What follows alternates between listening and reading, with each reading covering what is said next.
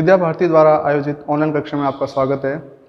छात्रों, हम कक्षा 12 के भौतिक विज्ञान विषय के अंतर्गत अध्याय 1 के स्थिर वैद्युतिकी जो हमारा विषय वस्तु थी उसके बारे में बात कर रहे थे।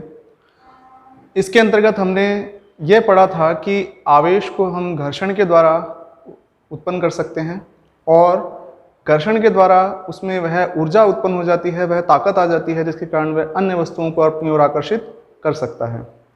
तो अब हम पढ़ेंगे कि आवेशों के गुणधर्म क्या होते हैं।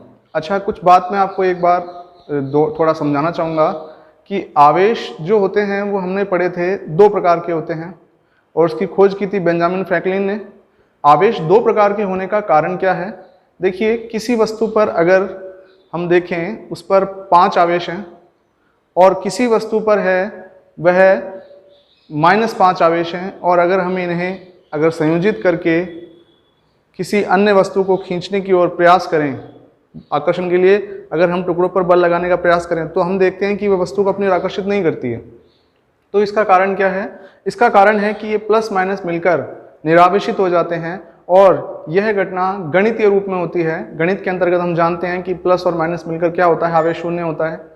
तो हमारी जो घटनाएं हैं इसके अंतर्गत हम किसी वस्तु को अगर रगड़कर उस पर आवेशित करते हैं, प्लस आवेश आता है, और किसी वस्तु पर अगर ऋणावेशित आता है और इन्हें संयोजित करने पर वह बल नहीं लगाता, तो इसका अर्थ क्या है कि इन पर दोनों पर 2 प्रकार के आवेश उत्पन्न होंगे। इस घटना के कारण ही हमने इसे नाम प्लस व माइनस या धनावेश व ऋणावेश इन्हें कहा गया।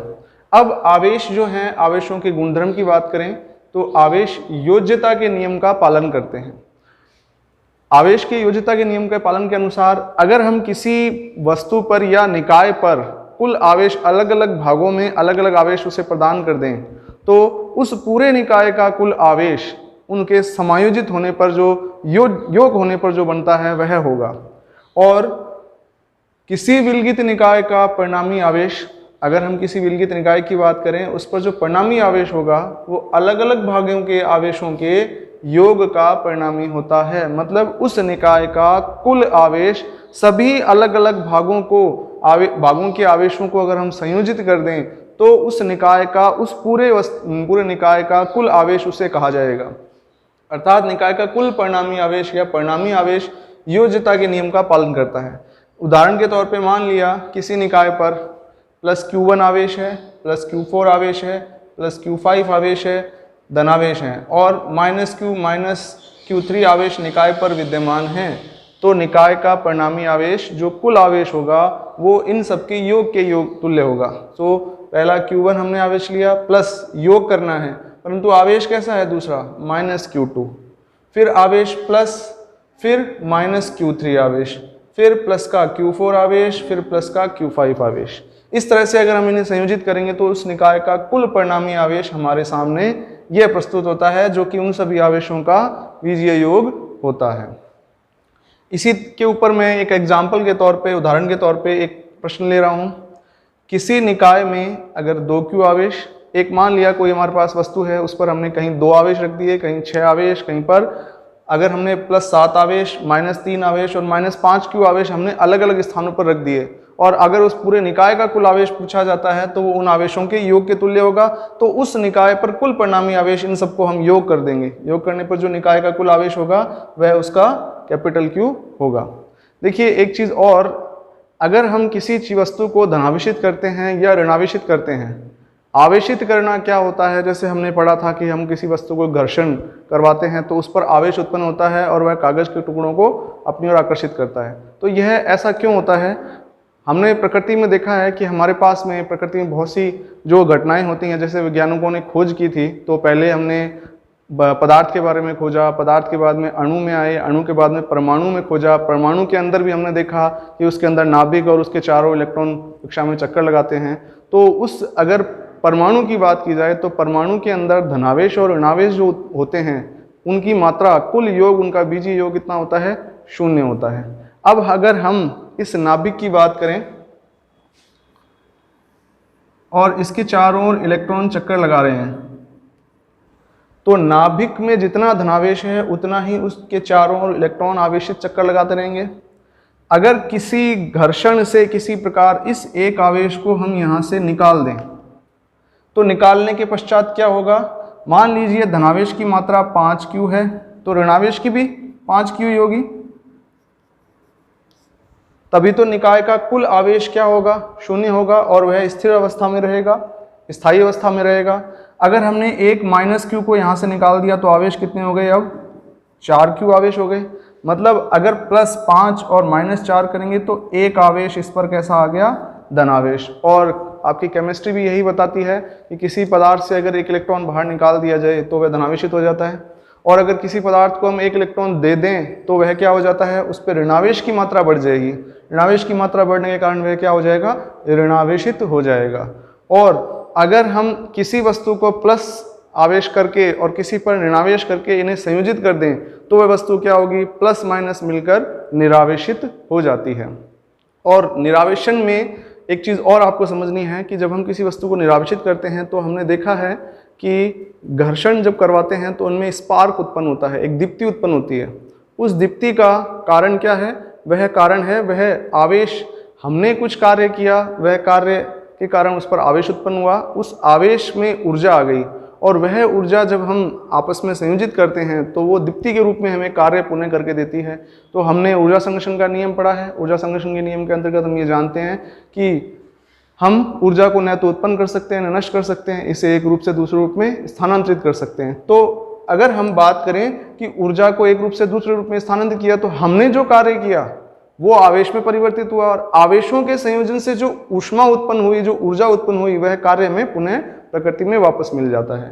इसी प्रकार हम अगर देखें तो हम बादलों की गड़गड़ाहट जो होती है तो बादलों में आपस में घर्षण होता है, उस घर्षण के कारण उन पर आवेश उत्पन्न होते हैं। जब वे आवेश आपस में बादल मिलते हैं तो उन आवेशों के संयोजित होने से वहाँ पर प्लस माइनस आवेश संयोजित होकर दीप्ति उत्पन्न करते हैं और वे बिजली के रूप में हमें दिखाई देता है।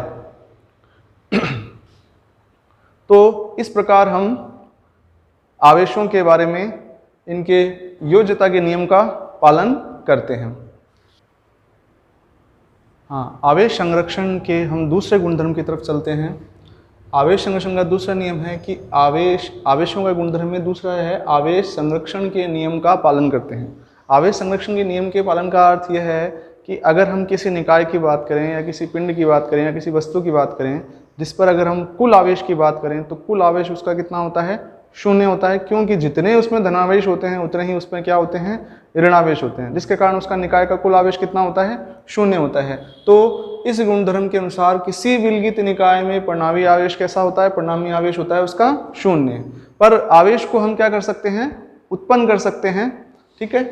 और वो उत्पन्न करने के लिए हमें पता है कि घर्षण की घटना करनी होगी हमें, अर्थात कि निकाय का कुल आवेश तो 0 है, अर्थात घटना घर्षण से पूर्व और घटना के पश्चात, मतलब घर्षण के पश्चात निकाय का परिणामी आवेश 0 रहता है। मतलब जितने आवेश उससे बाहर गए हैं उतने ही आवेश उस पर आएंगे। मतलब अगर किसी वस्तु से आपने एक इलेक्ट्रॉन निकाला है, इस पर धनावेश आया 1 और जो इलेक्ट्रॉन गया है वो भी 1 ही है, तो ये दोनों मिलकर आपका देखेंगे तो घटना से पूर्व जितना आवेश था घटना के पास भी कितना है, उतना ही आवेश है, ठीक है।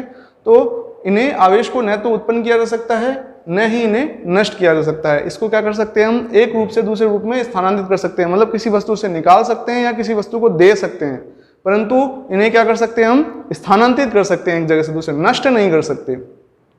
दूसरा नोट, हम अभी तक हम ये बात कर रहे हैं कि इलेक्ट्रॉन हम हर जगह ये बात की जा रही है कि इलेक्ट्रॉन ही आवेश, क्यों, धनावेश आवेश गति का कार्य नहीं कर सकता, धनावेश भी कर सकता है, परंतु उसमें एक कमी है, वह है कि आवेश उत्पन्न करने के लिए सदैव इलेक्ट्रॉन का उत्तरदायी माना जाता है, ठीक है।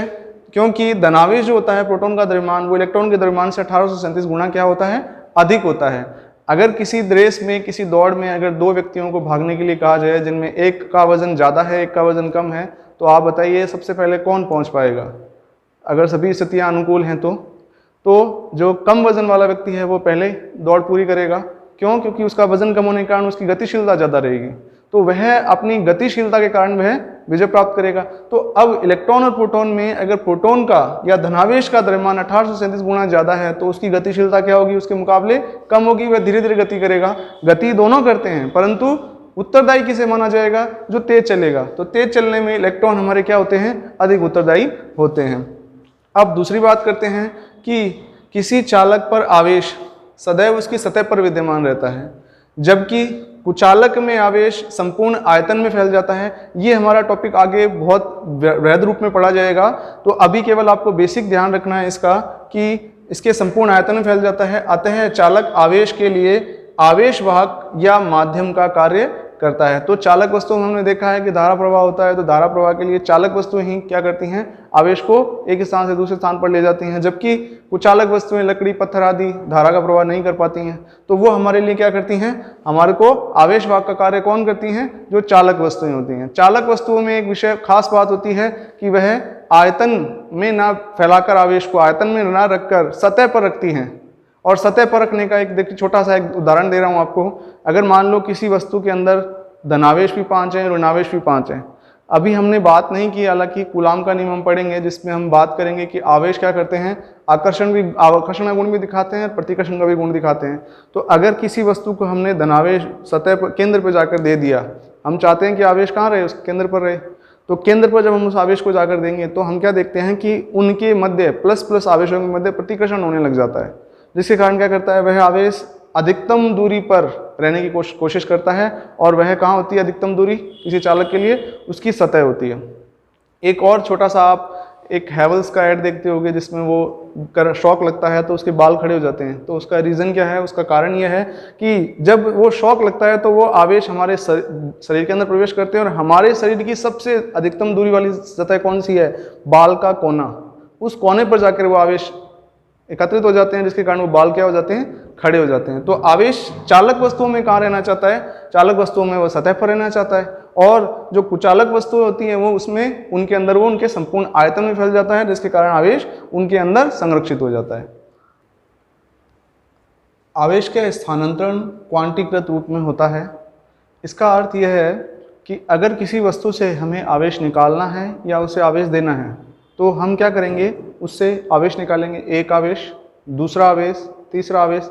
मैं अगर आपसे कहूं कि आप उससे 1.5 आवेश निकाल दीजिए, 2.5 आवेश निकाल दीजिए, तो क्या यह संभव है? यह संभव नहीं होगा। तो आवेश को एक निश्चित मात्रा में ही हम किसी वस्तु से निकाल सकते हैं और उसी निश्चित मात्रा से उसे दिया जा सकता है।